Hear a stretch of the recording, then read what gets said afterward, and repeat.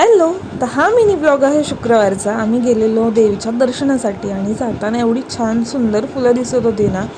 त्याच्यानंतर सगळीकडे हिरवळ एकदम छान वाटत होता आणि त्याबरोबर सनसेट होत आलेला.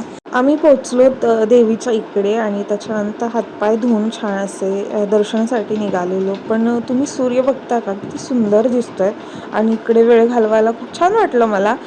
सगळ्यात पहिलं तर व्यवस्थित देवीचं दर्शन घेतलं.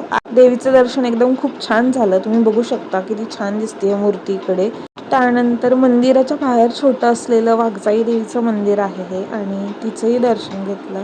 त्यानंतर थोडासा वेळ मंदिराच्या परिसरात घालवला. छान असा सनसेट बघितला, मनाला शांतता मिळाली.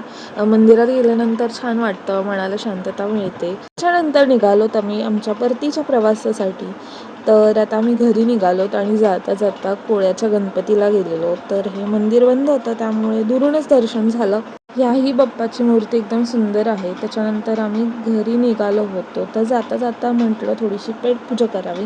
तर तिथे असलेला वडापाव खाल्ला आणि तो छान होता. त्याच्यानंतर घरी गेलो. Bye bye.